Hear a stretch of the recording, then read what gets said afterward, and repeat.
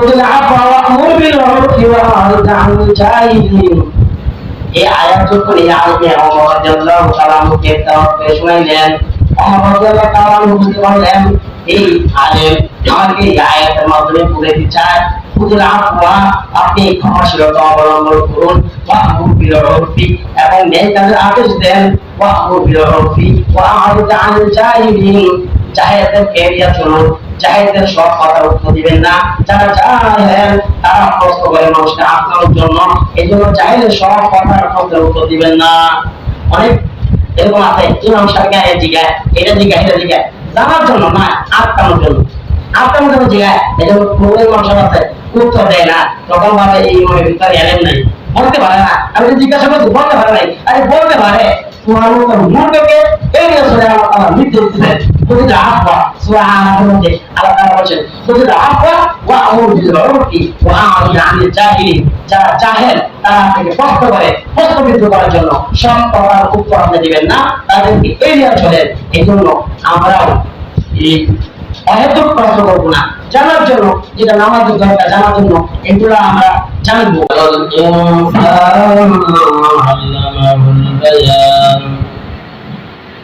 والصلاة والسلام على سيدنا محمد الذي جعل الناس من عبادة الأوثان إلى عبادة الرحمن. أما بعد فأعوذ بالله من الشيطان الرجيم. بسم الله الرحمن الرحيم. خذ العفو وأمر بالعرف وأعرض عن الجاهلين.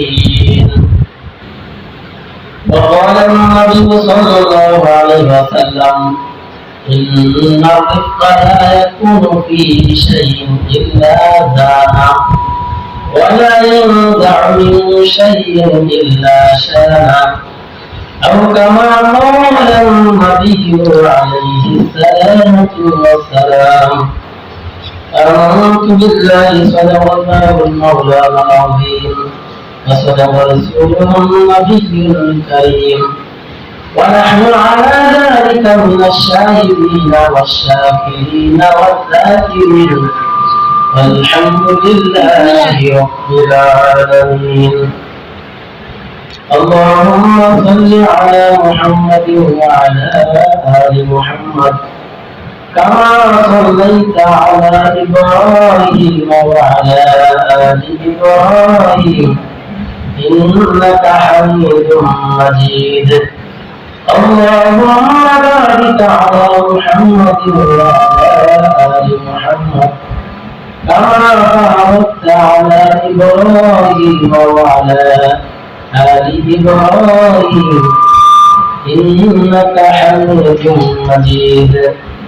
سبحانك لا علم لنا إلا ما علمتنا إنك أنت العليم الحكيم. رب اشرح لي صدري ويسر لي أمري واحلل عقدة من لساني يفقهوا قولي.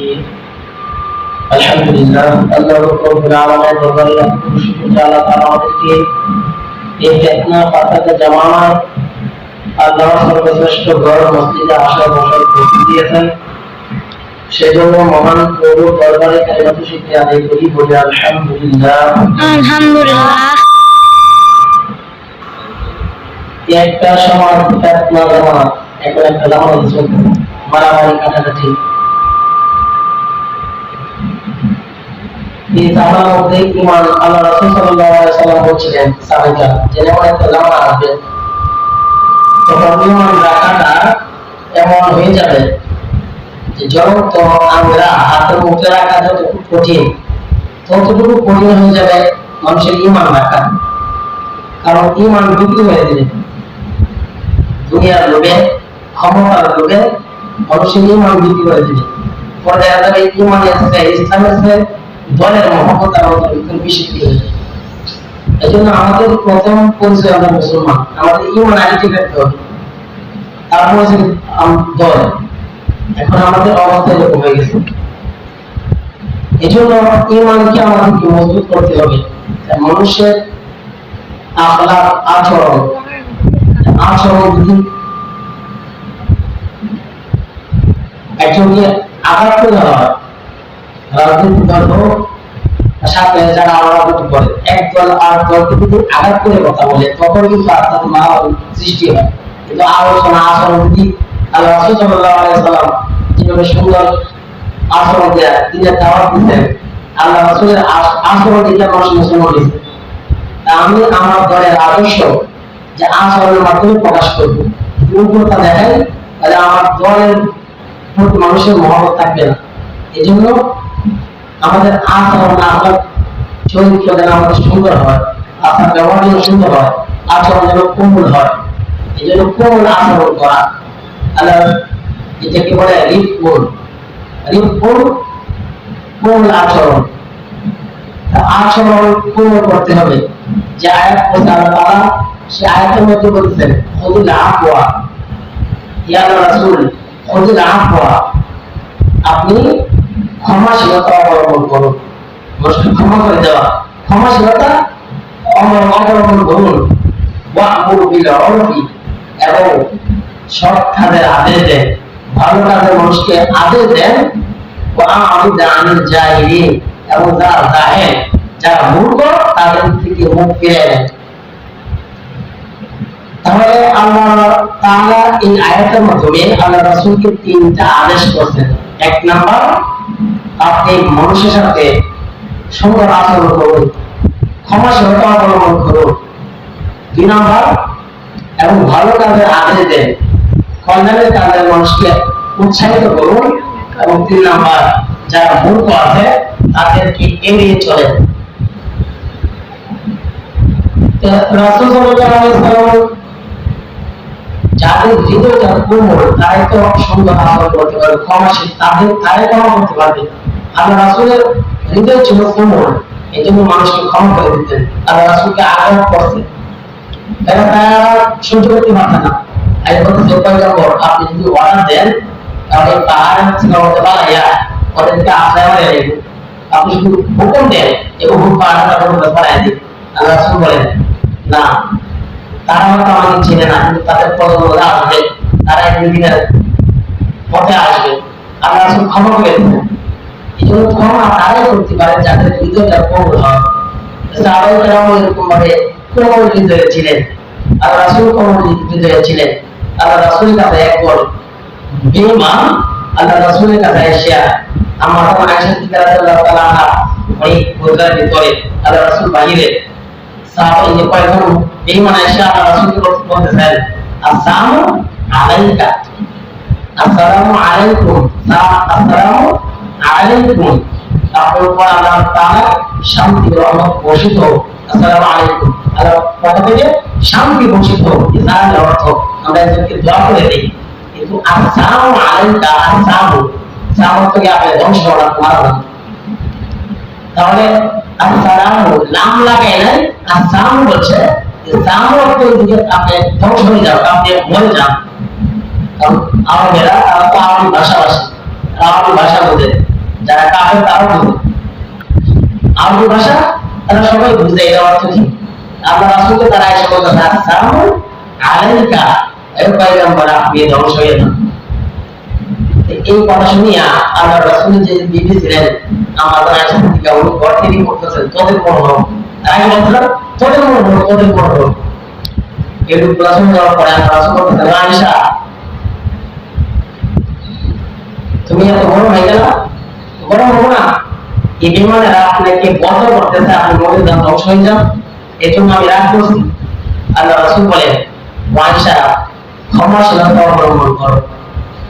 এবং আজীব কথা বলেন, আল্লাহ সুবহানাহু ওয়া তাআলা বলেন, ইন্নাহু লা ইয়াকুনু ফি শাইইন ইল্লা যানা। আল্লাহ রাসূল সাল্লাল্লাহু আলাইহি ওয়াসাল্লাম বলেন, ইন্নাহু লা ইয়াকুনু ফি শাইইন ইল্লা যানা। কোন ব্যক্তির ভিতরে কোন কথা এবং কাজের মধ্যে যদি কোন কথা পাওয়া যায়, আল্লাহ রাব্বুল আলামিন এই কাজ এবং এই কথাকে আল্লাহ রাব্বুল আলামিন সৌন্দর্য মণ্ডিত বানায় দেন। সুবহানাল্লাহ। ওয়ালা ইউদাউ মিন শাইইন ইল্লা শাআনা। আল্লাহ রাসূল সাল্লাল্লাহু আলাইহি ওয়াসাল্লাম বলেন, কোন কথার ভিতরে কোন কাজের ভিতরে যদি সৌন্দর্য না থাকে, কথার ভিতরে যদি বড় বড় ভাব থাকে, খারাপ কথা থাকে, তাহলে আল্লাহ রাব্বুল আলামিন বলেন, আল্লাহ রাসূল বলেন, এই কথা এবং এই কাজকে আল্লাহ রাব্বুল আলামিন এটা অসুন্দর ত্রুটিযুক্ত বানায় দেন। এজন্য আমার কথা এবং কাজ যেন সুন্দর হয়, আল্লাহ তাআলা এই কাজের মধ্যে বরকত দিবেন। আর কাজটা যদি আমার সুন্দর না হয়, কাজ যদি আমার সুন্দর না হয়, আল্লাহ তাআলা এই কাজ এবং কথাকে যুক্ত করে দিবেন। আল্লাহ রাসূল সাল্লাল্লাহু আলাইহি ওয়াসাল্লাম একজন সাহাবী, আল্লাহ রাসূল সাল্লাল্লাহু আলাইহি ওয়াসাল্লাম একজন সাহাবী, নাম আল্লাহ রাসূল সাল্লাল্লাহু আলাইহি ওয়াসাল্লাম সাহাবী ওয়াম ইয়াবুল আন-নাহাম ইবনে আব্দুল্লাহ আন-নাহাম ওয়াম ইবনে আব্দুল্লাহ আন-নাহাম কিন্তু তার নাম নয়। আল্লাহ রাসূল সাল্লাল্লাহু আলাইহি ওয়াসাল্লাম বলেন, আমি স্বপ্ন দেখলাম জান্নাতের ভিতরে এই নাম ইবনে আব্দুল্লাহ আন-নাহাম তার কাশির আওয়াজ শুনতে পাইলাম। আল্লাহ রাসূল স্বপ্নে দেখলেন জান্নাতে ঢুকছে এক সাহাবী, কিছু তো মুসলিম আপনারা নামাজ পড়ে শুধু খাবার খাওয়া আছে প্রস্তুত করে দিতে বলতো, নামাজ পড়ে খাসে একটু সাহাবী এবং খাস করবি। আল্লাহ রাসূল যখন স্বপ্নে দেখলেন জান্নাতের ভিতরে ইসলাম খাস করবে, তখন বুঝতে পারছেন যে এই সাহাবী। এই সাহাবীকে জিজ্ঞেস করছেন, আল্লাহ রাসূল বলতেছেন, সাহাবী তোমার কাশির আওয়াজ শুনতে পাইলাম, তুমি কাশির আওয়াজ আব্দুল্লাহ ইবনে আন-নাহাম।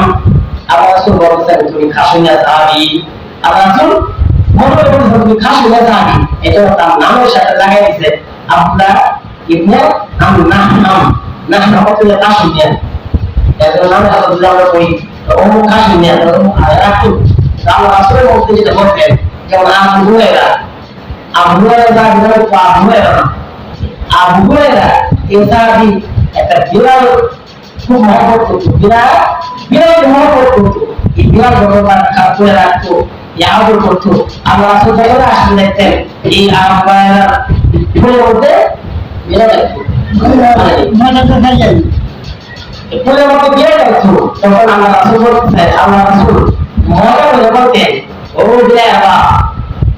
বিলাই যদি পুরো রাখতে আল্লাহ রাসূল বলতেন, ও বিলাই এই আবু হুরায়রা বলতেন, আমাকে আল্লাহ রাসূলের প্রমাণ দিয়া পবিত্র জবান দিয়া বলছে বিলাই অতএব আমরা আগে আবু হুরায়রা বলে রাখবো, আবু হুরায়রা বিলাই আবু হুরায়রা এটা অর্থ কি বিলাই তো তোমরা আমাকে বিলাই ঢুকিয়ে দেখো, এটা আমি খুশি যে আল্লাহ রাসূল বলতে বলছেন যে মুহাম্মদ আব্দুল্লাহ নাহাম কাশিয়া সাহাবী।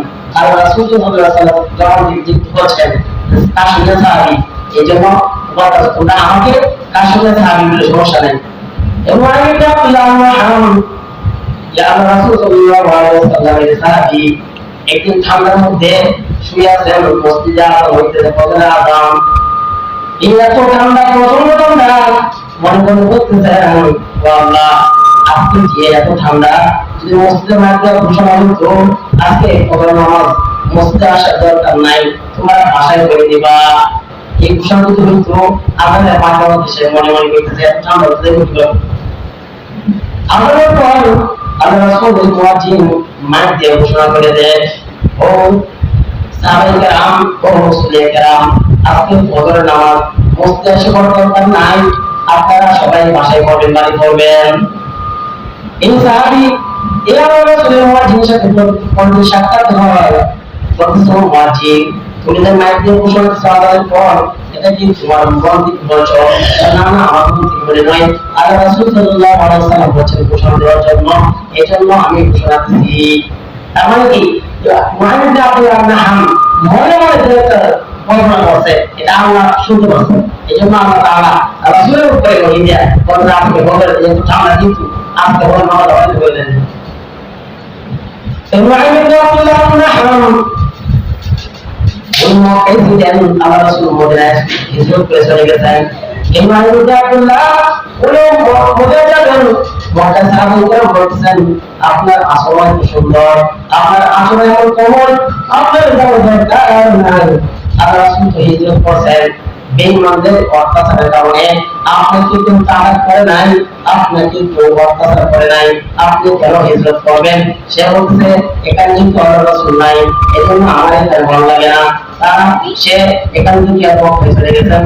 আল্লাহ রাসূল বলেন ও আব্দুল্লাহ ইবনে আমর, তোমার মক্কা থেকে মদিনা আসার দরকার ছিল না, কারণ আমাকে কাফেররা, আমার গোষ্ঠীর লোকেরা তারা আমাকে মক্কা থেকে বের করে দিয়েছে, এজন্য হিজরত করার প্রয়োজন হয়েছে। তোমার কিন্তু তোমাদের এই লোকেরা মহব্বত করতো, তোমার এখানে টাকায় বসেছিল। তাকে কি করার আচরণের জন্য আল্লাহ তাআলা আল্লাহ রাসূল সাল্লাল্লাহু আলাইহি ওয়াসাল্লামের মাধ্যমে জানাই দিয়েছেন যে তাদের এই আচরণের মাধ্যমে মানুষ তাদের পক্ষ হয়ে গেছে, মানুষের ভালোবাসা এই আচরণের মাধ্যমে ফুটে উঠেছে। এই জন্য আচরণ সুন্দর করতে হবে। আল্লাহ রাসূল সাল্লাল্লাহু আলাইহি ওয়াসাল্লামের আব্দুল সাহিব মুআবিয়া আসলামি, মুআবিয়া ইয়া আমির মুআবিয়া তার তো সাহাবী মুআবিয়া ইবনে সুলামি।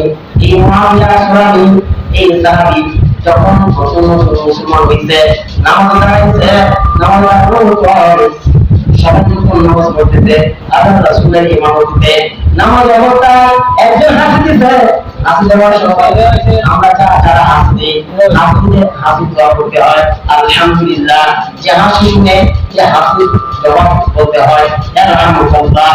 নামাজের মধ্যে হাসি দিছে, এই সাহাবী মুসলমান হয়েছে, এই মুসলমান হওয়ার পর নামাজের মধ্যে হাসি জবাব দেয় আলহামদুলিল্লাহ। তারা কেন তার দিকে বড় করে পাঠিয়েছে, সাহাবায়ে তার দিকে তাকানোর পর বলতে বুঝতাম না আল্লাহ রাসূল বলছেন হাসি জবাব দেয়, হাসি জবাব দিতে হবে। আমি জবাব দিছি, সাহাবায়ে কেরাম কেন আমার দিকে চোখ রাঙাইছে? সে বলতে আমি তো নামাজ পড়তেছি এবং হাসি জবাব দিছি, তোমরা আমাকে এভাবে তাকাইছো কেন? সাহাবায়ে কেরাম মুখে কোনো উত্তর দেয় না। নামাজ অবস্থায় তার নামাজের অবস্থায় হাত দিয়ে তার মুখের মধ্যে হয়ে গেছে, মনে করছে নামাজ কথা বলে তো নামাজ চলে গিয়ে। আগে এই নিয়ম ছিল নামাজের মধ্যে কথা বলতে তো প্রথম যখন নামাজ আল্লাহ রাসূল সাল্লাল্লাহু আলাইহি ওয়াসাল্লামের উপর আসে, প্রথম নামাজে কথা বলা যায় ছিল, কেমন কথা যায় ছিল এটা আলোচনার কথা নয়। একজন নামাজের মধ্যে দাঁড়াইছে, পরে যে নামাজের মধ্যে শুরু হয়েছে, পাশের লোককে জিজ্ঞাসা করতো কয়টা গেছে, নামাজ কয়টা গেছে, জিজ্ঞাসা করতো কি তো মুসলিম যেহেতু নামাজ পড়া যায়, এই নামাজ কয়টা হয়েছে, এমন তো দুইটা হয়েছে, আবার নামাজ পড়বো আগে যে জায়গা ছিল তো যে কোনো একটা হয়ে গেছে, নামাজের কথা বলা নিষেধ, নামাজের কথা বলা যাবে না, এটা নামাজ ভঙ্গের কারণ হয়ে গেছে। আল্লাহ রাসূল সাল্লাল্লাহু আলাইহি ওয়াসাল্লাম নামাজ শেষ করছেন, আর এই সাহাবী বলতেছেন সাহাবায়ে কেরাম কেন আমার কি গরম হইছে, আমার কি হালত করছে? আল্লাহ রাসূল নামাজ শেষ করতে আমি সাথ দিব। আল্লাহ রাসূল নামাজ শেষ করলেন, আল্লাহ রাসূল সাহাবায়ে কেরাম এই কথা শোনার পর আল্লাহ রাসূল মেজাজ গরম করে নাই। আল্লাহ রাসূল বলেন সাহাবী তুমি যে নামাজের মধ্যে হাসি মুখে দিয়েছো, নামাজের মধ্যে কথা বলেছো, নামাজের মধ্যে কথা বলা যায় নাই, এই সাহাবীর কথা আল্লাহ রাসূলের এই তোমার আচরণ কত সুন্দর, সাহাবায়ে কেরাম আমাকে গালি দিতে, অথচ আমি নামাজের মধ্যে কথা বলছি, আমাকে রাসূল সাল্লাল্লাহু আলাইহি ওয়াসাল্লাম সুন্দর করে বুঝাই দিতেন। আমাদের অবস্থা একজন যদি বুঝে না নামাজের মধ্যে কথা বলে, এরপরে বলবো এই সময় আমরা নামাজ পড়ে এসেছে এরকম কথা বলে পরে কিছু করতেই পারে, মসজিদে আসে। এরা যদি ওদেরকে মসজিদে আসে নিষেধ করে, ভবিষ্যৎ করে ওরা তো মসজিদে গেল মসজিদে যে রাস্তা ভাড়া বা তারা ওদের আমাদের দরকার। এই জন্য ছোট বাচ্চারা আসবে, আসবে দুষ্টমি করে তাদের খোঁজা নিয়ে রান্নার বলে তার মধ্যে আলো খোঁজা দিবি। কিন্তু অনেক জায়গায় এই মসজিদে অনেক জায়গায় এরকম হয়, নামাজ সাহেব সালাম ফিরাইছে লাগিয়ে সালাম হয়, এই কোরআন শরীফ সব হয় না, তুমি আরো মসজিদে দিয়ে বানায় দে, সেটা ঘরে লাগে এই দোয়া করিয়া মসজিদে ভর্তি বসে হয়ে যাবে। আল্লাহ রাসূল কেমন কেমন আসলো কথা বলছে, কিন্তু আল্লাহ রাসূল সুন্দর করে বুঝাই দিয়েছেন যে আমাদের অবস্থা একজন মোবাইল এত সচেতন মোবাইল চালু রাখে না, নামাজের ক্ষেত্রে অনেক মোবাইল মসজিদে দেখা থাকে যেখানের মধ্যে যে মসজিদে নামাজ সব মোবাইল অবদান করবে, তো অনেক সময় দেখা যায় নামাজ পরিবর্তে নামাজ দাঁড়ায় গেছে, নামাজ দাঁড়ায় গেছে, এখন নামাজ দাঁড়ায় থেকে গেছে, নামাজ সবাইতে পারে সবাই অবস্থা হ্যাঁ মসজিদে নামাজ মোবাইলে অবস্থা হবে তার ভুল হয়ে গেছে তার হয়তো তারা বলবে যে মসজিদে আসে বাচ্চাটা যদি নামাজ আমি দাঁড়িয়ে মোবাইল অফ করা যেত না তার কোনো হাত দাম নেই আমার দাঁড়িয়েছে ভিন্ন না গেছে হাতে মোবাইল অফ করা যেত কিন্তু এত সময় লাগে ক্যামেরা পড়ার নাম্বারটাও দিয়ে দিই এত সময় লাগে বুঝছে চিন্তা অফ করে নামাজে যেটা হয়ে গেল আমার নতুন ব্যাপার আপাতত হবে তার নাম দাঁড়িয়ে আল্লাহ রাসূল সাল্লাল্লাহু আলাইহি ওয়াসাল্লাম এই চমৎকার বিষয় মুসাফির করেন রাসূল সাল্লাল্লাহু আলাইহি ওয়াসাল্লামের কত সুন্দর কমল আচরণ এখন সে সুযোগ পাইছে আর কিন্তু অপরাধ করার পরেও আল্লাহ রাসূল রাগ করে নাই এখন আল্লাহ রাসূলকে কিছু কঠিন প্রশ্ন করবো কিছু কঠিন মাথা দেবো মাথা জিজ্ঞেস করে আল্লাহ রাসূল যখন সব পয়গম্বর আমাদের এলাকার মধ্যে কিছু লোক আছে মানুষের ভাগ্য বর্ণনা করে কোন হাতের রেখা দেখে হাতের রেখা খানে আর বলে তোমার এই ভাগ্য তোমার এই পাড়া আছে এই পাড়া যদি কাটতে যদি চাও এই নিতে হবে মানুষের ভাগ্য বর্ণনা করে যাদেরকে দুঃখী বলা হয় এরকম ভাবে দেখে আবার যারা এই ভাগ্য বর্ণনা করে তারা আবার দলিল দেয় বুঝতে জিজ্ঞাসা করবেন এক নবী মানুষের হাতের রেখা দেখতো এবং ভাগ্য বর্ণনা করতো নবীর সাথে তা করো না এই নবী একদমই ছিল মানুষের হাতের রেখা দেখতো ঠিক আছে কিন্তু এটা রাসূলের এটা মুজিজা ছিল এটা রাসূলের মুজিজা ছিল হাতের রেখা দেখতে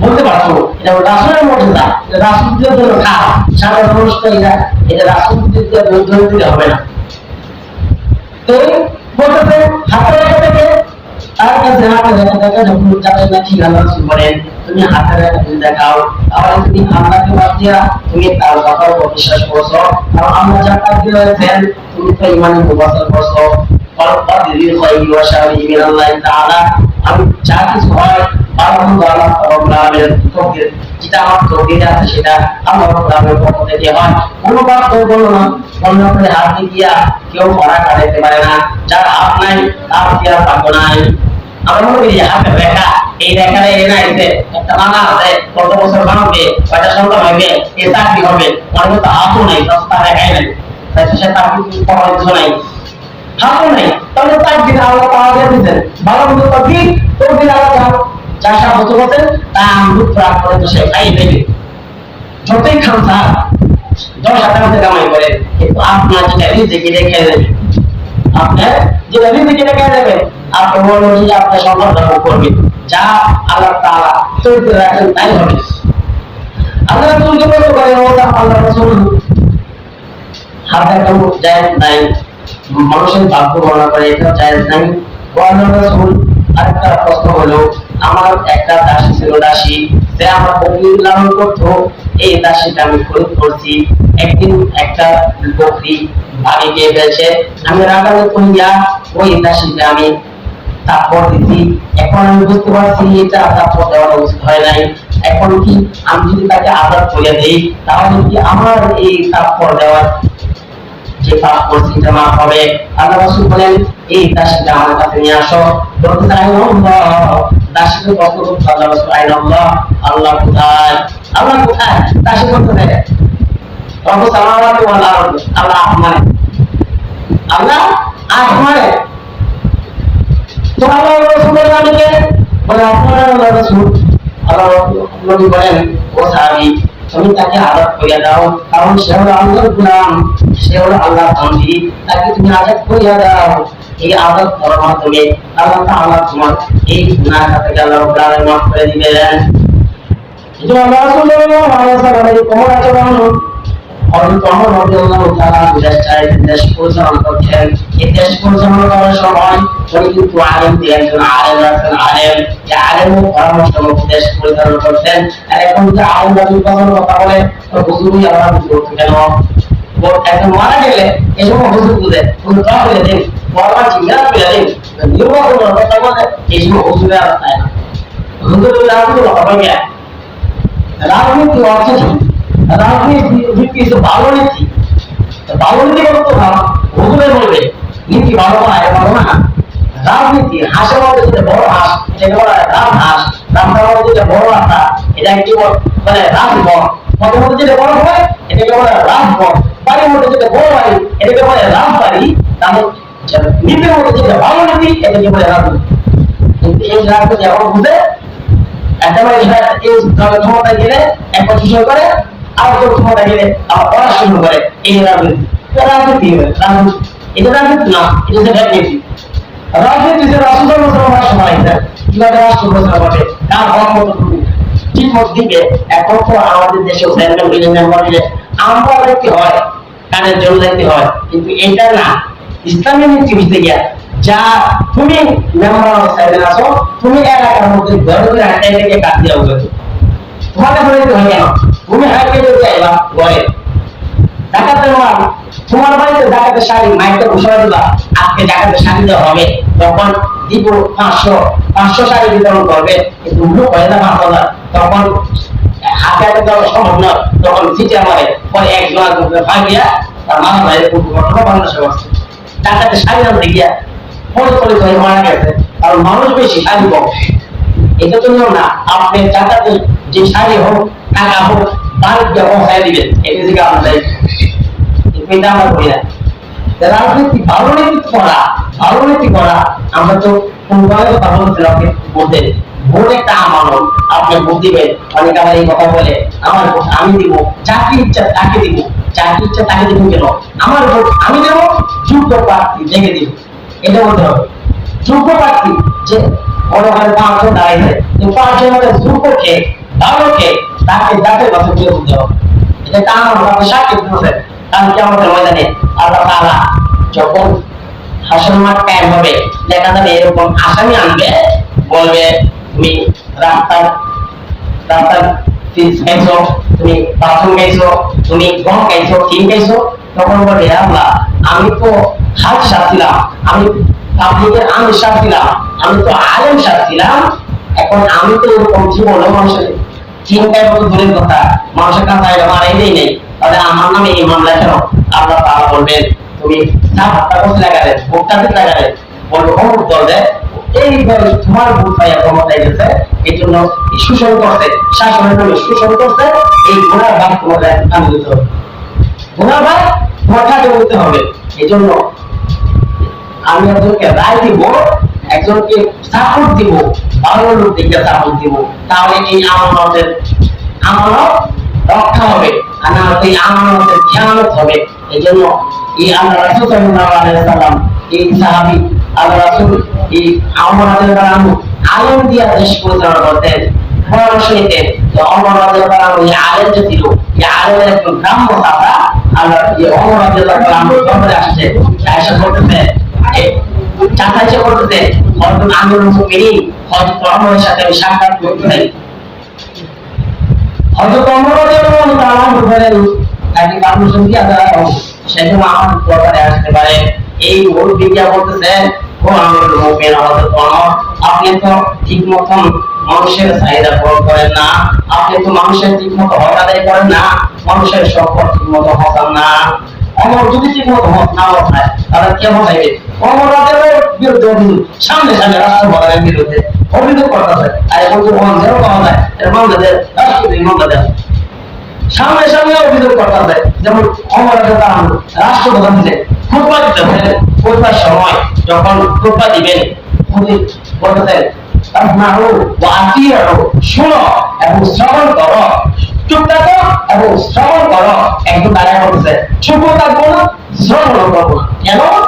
এক রাষ্ট্রপ্রধানের সামনে বলতেছে চুপ থাকবো না, শুনতে না, আমার খুব শুনবো না। কেন শুনবো না? এই জন্য আপনার যে রাষ্ট্রের মধ্যে কিছু কাপড় আসছে, যে কাপড়, যে লম্বাটা, যে গজ কাপড় দিচ্ছেন, এই গজ কাপড়ে একটা পাঞ্জাবি, লম্বা পাঞ্জাবি হবে না, একটা দিয়ে হবে না। কিন্তু আপনাদের বলি আছেন একটা জুতো হচ্ছেন, একটা দিলে সম্ভব না, সবার নামে একটা বইয়া আপনার রাষ্ট্রপ্রধান হন, আপনার নামে একটা, আপনি তুলে নেবেন কেন?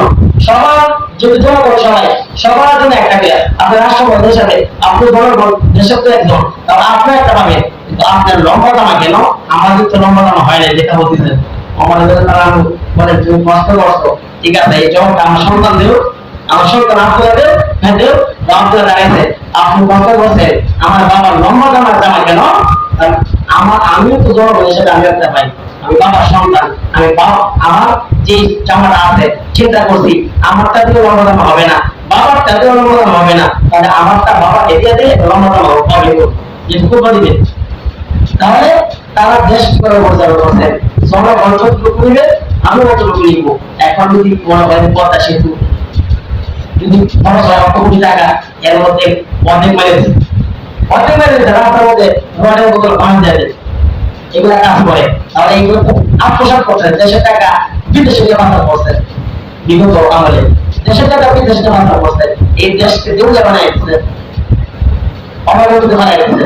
না তো মানুষের এত দাম পণ্যের দাম বাড়ছে কেন? এইগুলোর জন্য, এই ঘাটতির পরিবর্তন কিভাবে? এই জন্য আল্লাহ রাসূল সাল্লাল্লাহু আলাইহি ওয়াসাল্লাম এই সাহাবী ওমর রাদিয়াল্লাহু আনহু আলেমের পরামর্শ করতেছেন, এই প্রশ্ন করতেছেন, আপনি কথা শুনবো না, আপনি প্রতিদিন প্রথম আমাদের চাহিদা পূরণ করেন না, সম্পদ দেন না, আর ওমর রাদিয়াল্লাহু আনহু ওদের রাগান্বিত হয়ে গেলেন, ফরমানি বার করছেন একটা কিছু করবেন, যে আলেম যে ছিল সে বলতে খুদিল আফওয়া ওয়া'মুর বিল উরফ, খুদিল আফওয়া ওয়া'মুর বিল উরফ ওয়া আ'রিদ আনিল জাহিলিন। এই আয়াত যখন এই আয়াতে ওমর রাদিয়াল্লাহু তাআলা মুখে তাওয়াক্কুল শুনাইলেন, ওমর রাদিয়াল্লাহু তাআলা বুঝতে পারলেন এই আলেম আমাকে এই আয়াতের মাধ্যমে বুঝাতে চায় খুদিল আফওয়া, আপনি ক্ষমাশীলতা অবলম্বন করুন, ওয়া'মুর বিল উরফি, এবং ন্যায় কাজের আদেশ দেন, ওয়া'মুর বিল উরফি ওয়া আ'রিদ আনিল জাহিলিন, জাহেলদের এড়িয়ে চলুন, জাহেলদের সব কথা উত্তর দিবেন না, যারা জাহেল তারা প্রশ্ন করে মানুষকে আটকানোর জন্য, এই জন্য জাহেলের সব কথার উত্তর দিবেন না। অনেক এরকম আছে ইমাম সাহেব জিজ্ঞাসা এটা জিজ্ঞাসা এটা জিজ্ঞাসা জানার জন্য না, আটকানোর জন্য, আটকানোর জন্য জিজ্ঞাসা। এই জন্য প্রবলেম মানুষ আছে উত্তর দেয় না, তখন ভাবে এই ইমামের ভিতরে এলেন নাই, বলতে পারে না, আমি জিজ্ঞাসা করছি বলতে পারে নাই, আরে বলতে পারে তোমার মুখকে এড়িয়ে চলে আমার মৃত্যু দিচ্ছেন। খুদিল আফওয়া সূরা আনাফের মধ্যে আল্লাহ তাআলা বলেন খুদিল আফওয়া ওয়া'মুর বিল উরফি ওয়া আ'রিদ আনিল জাহিলিন, যারা জাহেল তারা থেকে প্রশ্ন করে, প্রশ্নবিদ্ধ করার জন্য সব কথার উত্তর আপনি দিবেন না, তাদেরকে এড়িয়ে চলেন। এই জন্য আমরাও এই অহেতুক প্রশ্ন করবো না, জানার জন্য যেটা নামাজের দরকার জানার জন্য এগুলো আমরা জানবো। কিন্তু এখন আসল কথা মসজিদের ভিতরে এরকম হট্টগোল বেশি হয়, এই মসজিদটা বলি নাই, আমি তো বিভিন্ন জায়গায় এই মত করছি, মুসলিমের ভিতরে হট্টগোল বেশি হয়। কেন হয়? মুসলিমের ভিতরে মনে হয় না আপনি কথার সাথে একটু বাড়ছেন, মুসলিম তোমার সাথে সাথে না, মুসলিম একটু কথা একটু কাটাকাটি হয়েছে, হয়তো মুসলিমের দাম না কি করে, মুসলিমের দাম না, তার মুসলিমের দাম না কিনা আমার সাথে কাজ হয়। আচ্ছা আমাদের বাজারে যাই, বাজারে গিয়ে কুসুম কথা কাটাকাটি হয় না, অনেক সময় মানুষ গেল বাজারে যে কথা কাটাকাটি হয়, শাস্ত্রে বলতে দুজনে কথা কাটাকাটি হয়, তখন তো বলি না বাজারে কাটাকাটি হয়েছে, কথা কাটাকাটি হয়েছে, আমার কথা মানছে না, বাজারে যেতাম এই কথা বলে যখন বাজার হোক বাজার কথা কাটাকাটি হয়, এক দোকানে এক দোকানের সাথে কথা কাটাকাটি হয়, তখন কি দোকান বন্ধ হয়ে যায়, দোকানে যেতাম না। মসজিদ যদি একটু সামান্য বিষয় হয় মসজিদ চালু যেতাম না, কি করা মসজিদ চালু যেতাম না, মসজিদ যেতাম না, মসজিদের সাথে রাখ কেন দাম লাগবে, মসজিদে আপনারা রাখবেন কেন, তার সাথে আপনার কথার যুক্তিসঙ্গত কথা হোক আর অহেতুক হোক, এটা আপনি তার সাথে কথাটা রাখছেন না, এই জন্য মসজিদে দিন কেন, এরকম যেন আমাদের বিষয় না হয়। মসজিদ আল্লাহর ঘর, আল্লাহর ঘরে আমরা আসছি আল্লাহ তাআলা খুশি করার জন্য, নিজের মাথা উপরে জাহির করার জন্য না, যে আমি এই পদে আছি কিনা, যে আমি পদে নাই, হ্যাঁ আমি পদে অসংখ্য হ্যাঁ এখানে সভাপতি বা কমিটির মধ্যে থাকে আমরা রাখে না, এরকম মারামারি যাত্রা যেন না হয়। কারণ মুসলিমের দায়িত্ব যারা নেয় তাদের উপরে আরো বেশি দায়িত্ব আপনার কাজে, যখন কারণ আমি যে একজন আপনি আমার দায়িত্ব কিন্তু আমার পরিবার, আমার দায়িত্ব শুধু পরিবারের লোকজন, ইমাম সাহেবের দায়িত্ব মুসল্লি যারা আছে তাদের, এবং যে মেম্বার একটা ওয়ার্ডের দায়িত্ব, তার চেয়ারম্যান একটা ইউনিয়নের দায়িত্ব, তাহলে যে যারা সভাপতি কমিটির মধ্যে যারা আছে তারা তো মসজিদ পরিচালনা কিভাবে সুন্দর হবে, কিভাবে মসজিদে আসে শান্তি পাইবে, একটা ব্যাংকের সমস্যা এই ব্যাংক কি করে দিতে হবে, গরিব ব্যাটারি নাই, তারা এই দুপুরা দায়িত্ব তাদের নিয়ে জন্য বানানো হয়েছে, তাদের তো আরো কাজ আছে, যাতে এমন নয় যে মসজিদে গিয়ে বেতন দেওয়া হয়, যারা কমিটির মধ্যে আছে তাদের বেতন দেওয়া হয়, বেতন দেওয়া হয় না, বরং তাদের এই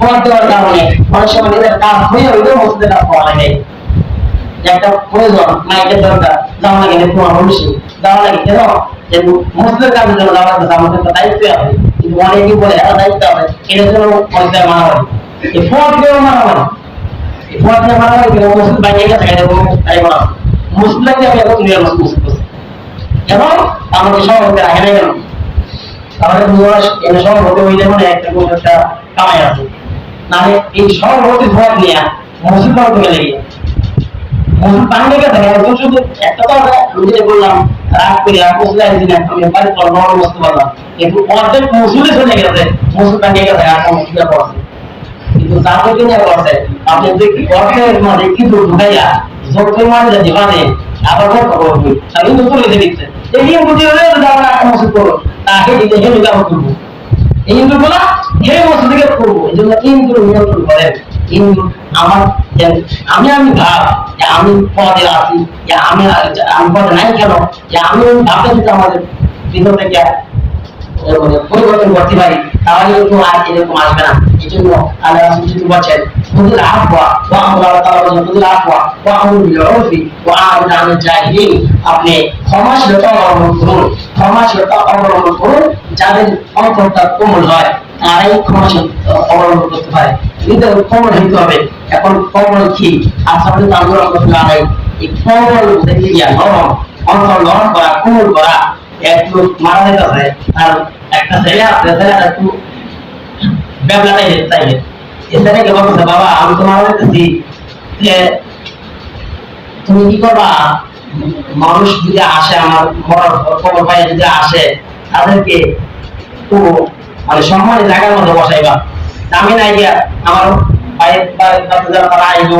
মুরগিরা আসবে দেখতে পরে তাদেরকে কোথায় জায়গায় বসাইবা উঁচু জায়গায় বসাইবা মানে আরেকটা কাজ করবা তাদের সাথে নরম নরম কথা বলবা নরম নরম কথা বলতে বলছি এক নাম্বার উঁচু জায়গায় বসাইবা দুই নাম্বার নরম নরম কথা বলবা তিন নাম্বার তাদেরকে মেহমানদারি করবা সবচেয়ে উচ্চ একটা জিনিস দিয়ে মানে সবচেয়ে দামি জিনিস দিয়ে মেহমানদারি করবা যেমন কিছু খরচ করবা যে বাপ যখন মারা গেছে এই ডেভলাটা এই বোঝা হচ্ছে তার মুরগিরা যখন গেছে তখন তাদেরকে সাধু করবে সাধু বলতে উচ্চ জায়গা দিয়ে হবে ফান্ডে টাঙ্গি যাবে টাঙ্গির উপরে বসবে নয় বসবে টাঙ্গির উপরে বসে দেবো কেন আপনার বলছে মৃত্যুর পরে যারা আগে তাদেরকে যেন উচ্চ স্থানে বসাই তখন তো আমার ঘরের মধ্যে সাধুর থেকে আমার স্থান নাই এখানে বসে আচ্ছা ঠিক আছে বসাই যে বসছে এখানে বসার পর এখন তো খানা দিতে খানা দিতে খাইতে